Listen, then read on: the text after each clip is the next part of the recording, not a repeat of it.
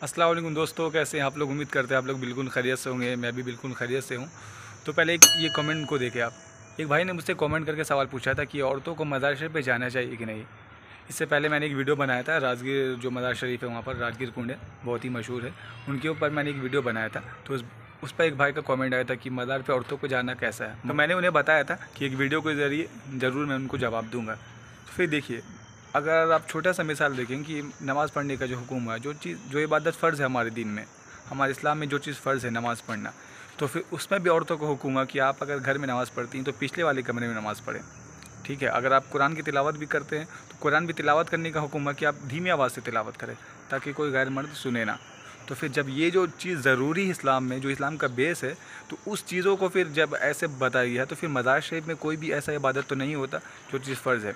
अगर मर्द जा रहे हैं, अगर कोई जेंट्स जा रहे हैं तो उनका बात अलग है। जेंट्स जा सकते हैं, बिल्कुल जा सकते हैं, फातिहा भी पढ़ सकते हैं, ठीक है, इबरत हासिल करने के लिए जा सकते हैं, फैज़ लेने के लिए जा सकते हैं, इसमें कोई मनाहित नहीं है। बट औरतें कोई भी जाती है तो ये बात आप भी जानते होंगे, कोई भी शरीयत के दायरे में नहीं जाती हैं। वहाँ पर जाती हैं, मेकअप वगैरह कर कर जाती हैं, वो तो बिल्कुल मना है। मेकअप तो खैर दूसरा टॉपिक हो जाएगा।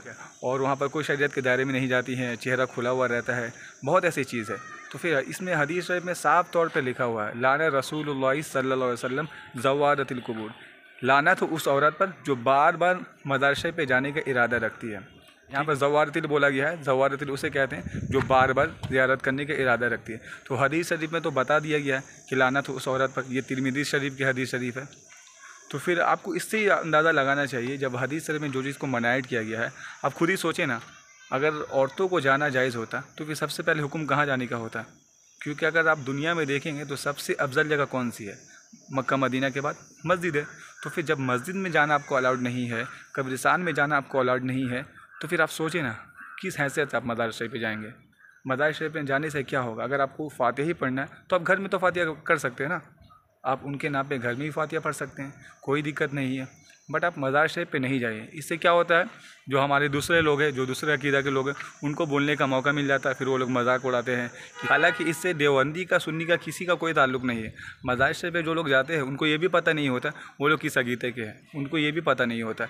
तो फिर ये तो बात अलग है, लेकिन इससे क्या होता है, साफ तौर पर यही होता है लोग कि सुन्नी की औरतें मज़ार शरीफ पे जाती है। हालांकि इससे कोई लेना देना नहीं है, बट लेकिन लोग ऐसा बिल्कुल कहते हैं और कई लोग मानते भी हैं कि ये लोग मज़ार शरीफ पे जाते हैं।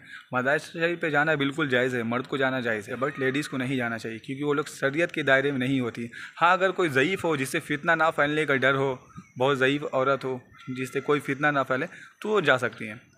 उनके लिए कोई ऐसा बात नहीं, वो भी बार बार भी नहीं, क्योंकि हदीस शरीफ में बताया गया है बार बार जो औरत इरादा करती हैं, यहाँ पर औरत लिया गया है, तो बार बार जो इरादा करती जाने का उसके ऊपर लानत होता है। तो ठीक है, इस पर गौर करना चाहिए और ये सोचना चाहिए कि जब नमाज़ पढ़ने का हुक्म ऐसा हुआ है, कुरान की तिलावत करने का हुक्म ऐसा हुआ कि बाहर में जो जेंट्स हज़रात है उनकी वो आपकी आवाज़ ना सुन ले, तो फिर सोचिए दोस्तों, तो फिर इस पर आपको गौर करना चाहिए और थोड़ा सा देखना चाहिए। ठीक है, अगर आपको ये वीडियो पसंद आया हो, अगर आपको थोड़ा सा भी इन्फॉर्मेटिव लगा हो दोस्तों, तो इस वीडियो को लाइक कर सकते हैं, हमारे चैनल को सब्सक्राइब कर सकते हैं। तब तक के लिए बाय एंड टेक केयर, खुदा हाफिज़ दोस्तों।